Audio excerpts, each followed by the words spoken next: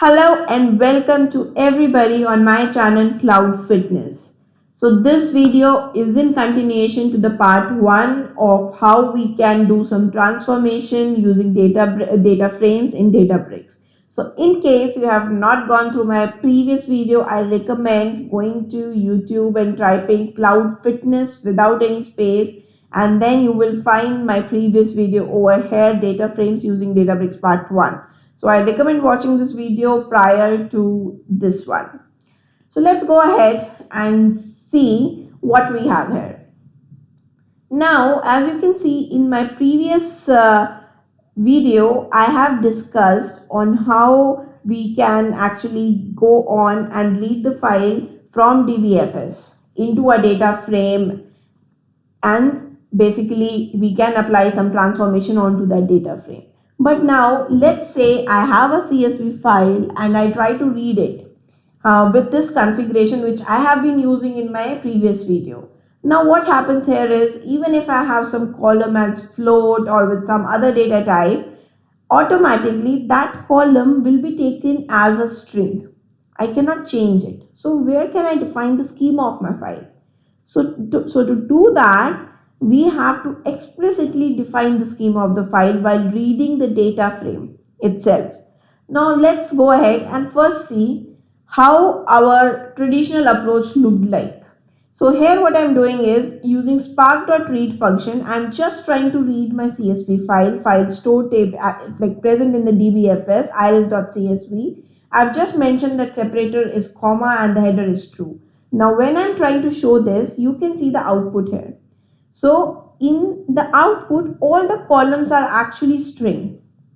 But when you look at the data here, the data is numeric, it is float. So how I can change it? Let's see how to do that. So when you see here, I'll comment this part and uncomment the part which I want to show you people. Here we go. So as you can see here, I have defined a schema. So this is a particular structure on how you can define a schema.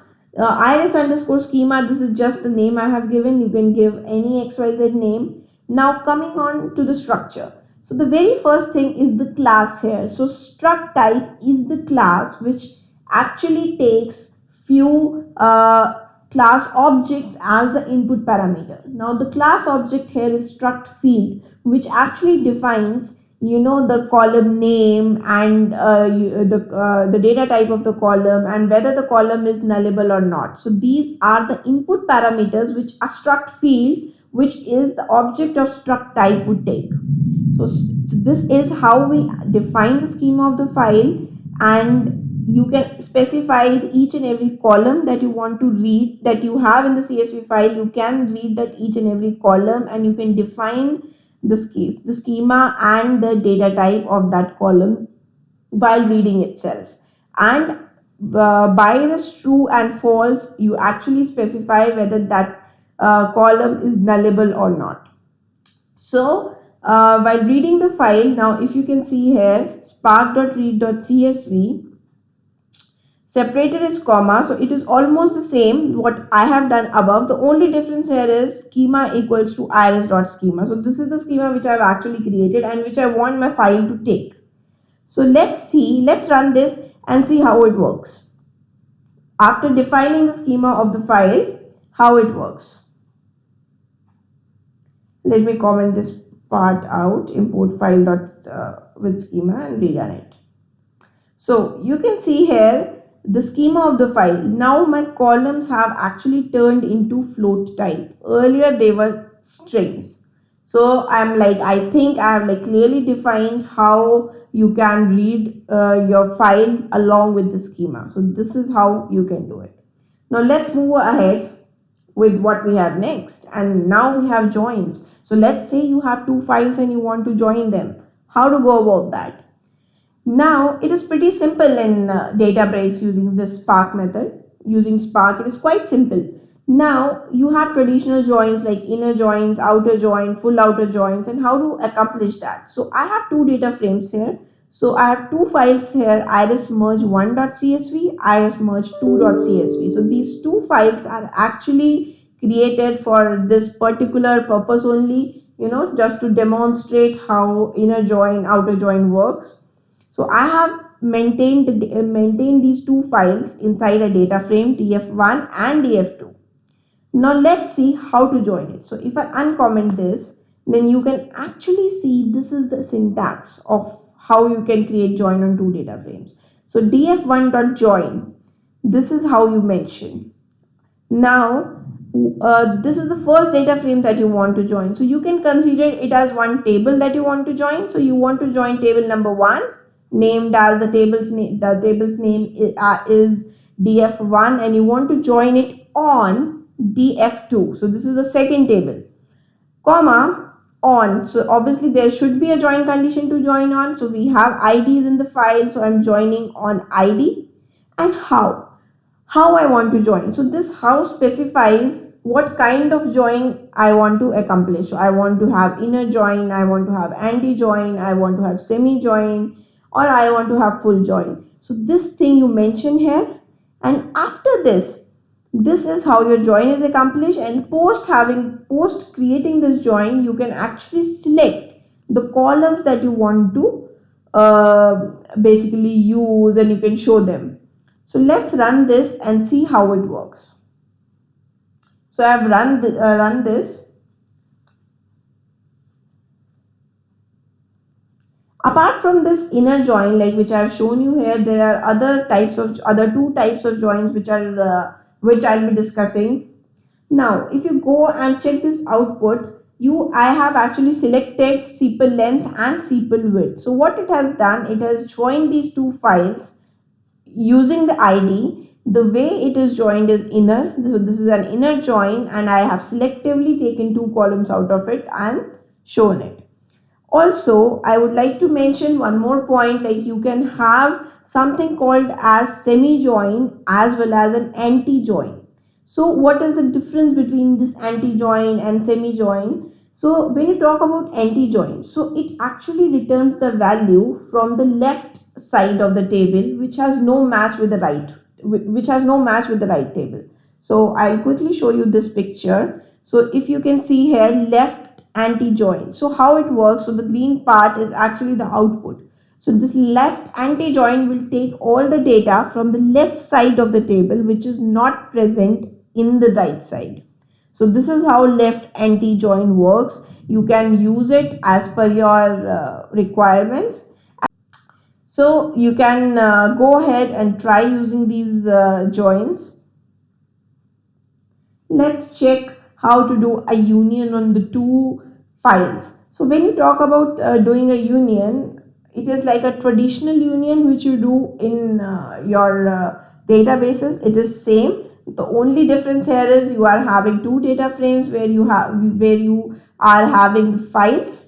Now in these two data frames you are trying to do a union. So this is the simple command dot union, and inside the union you just define the data frame on which you are trying to do the union. That's all. It's pretty simple and pretty much straightforward. So I have these two files in my dbfs union 1 and union 2. So these two files I'm just trying to do the union. So they have both these two files have different set of columns which I have like created just to show how union works. Now coming on to the part of aggregation. So just like a normal database you do aggregation, the same way you have aggregation in Spark as well, where you can leverage the aggregation properties. Now similarly I have like I defined, which I explained earlier, I have this iris schema here which I have defined, and now I have this iris df1. So I have a data frame which is using the schema and loading the file for me. Now just to show you, I'll uncomment this part. So in this is how I aggregated. So I am creating a data frame out of my previous data frame, which is iris1 underscore df1. This is the data frame that I'm reading. I'm just doing aggregate dot agg. So this is the aggregate that I'm trying to do, and on what column I'm trying to do the aggregation. So I'm trying to do it on sepal length. Now in the sepal length, as on this column, what kind of aggregation I'm trying to do? I'm trying to do average, I'm trying to do sum. So that thing is defined here, and then I'm just simply trying to show the data frame. So this is how you can define aggregation on your data frame. So as you can see, I ran this command and this is the output. Average sepal length, because I'm trying to average out the sepal length. So the data has been aggregated in my column and it is showing me like this.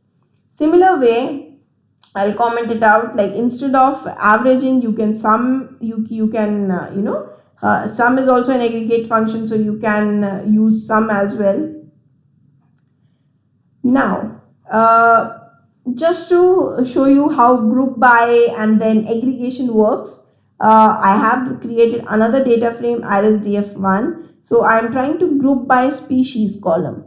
So the species column, it is, so I have basically 5 different species, including the null values. So it will try to aggregate sepal length based on species, and I'm trying to show this. So let's run this command.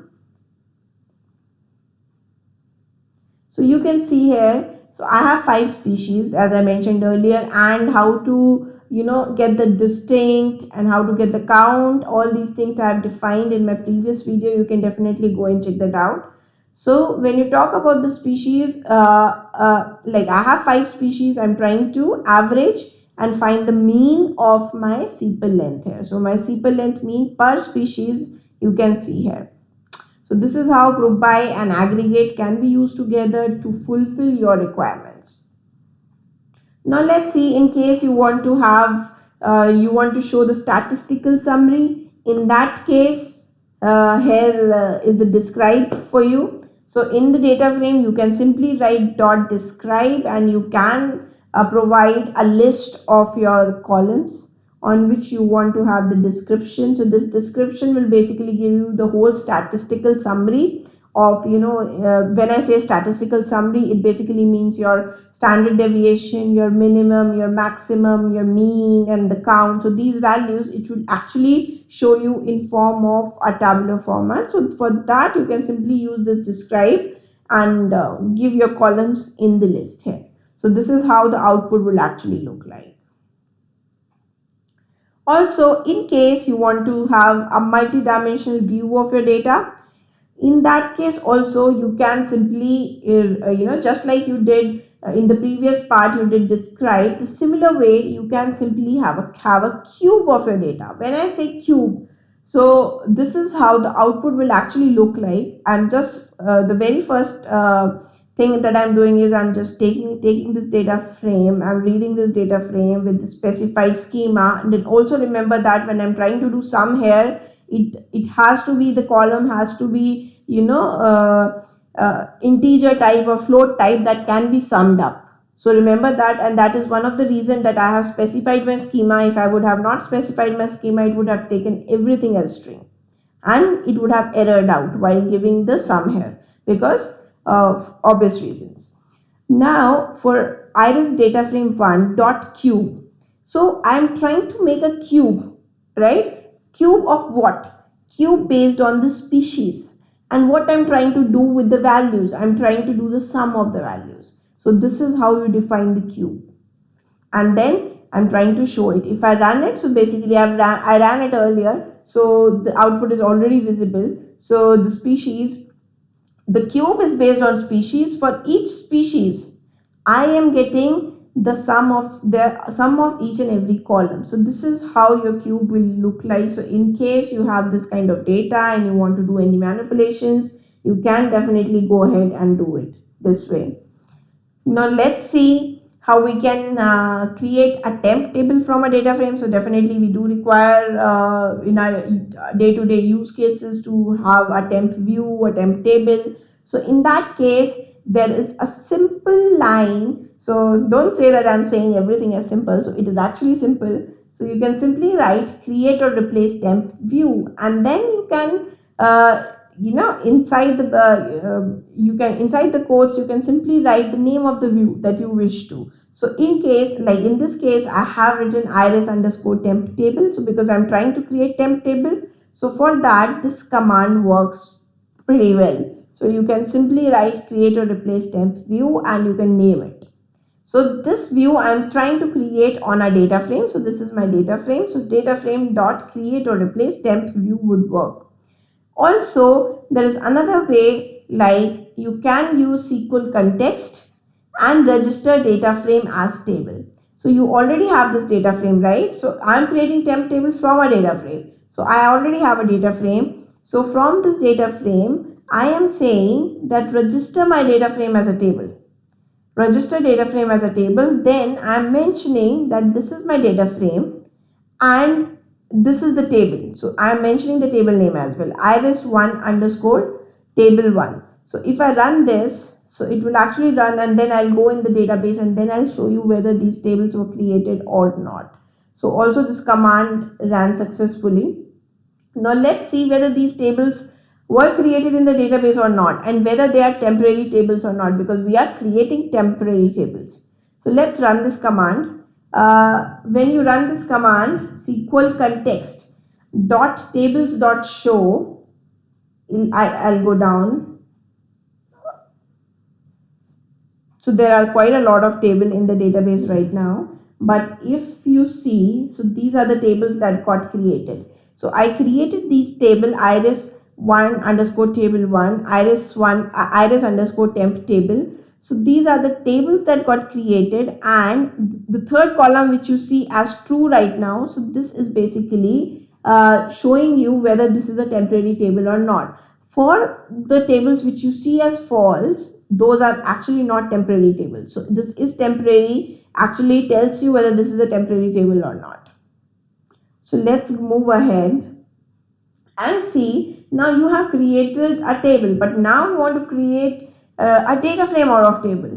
So in that case, what you can do, you can simply write the name of the data frame that you want to create and then spark dot table, and you can mention that table in the quotes. So this is how you create a table out of a data frame.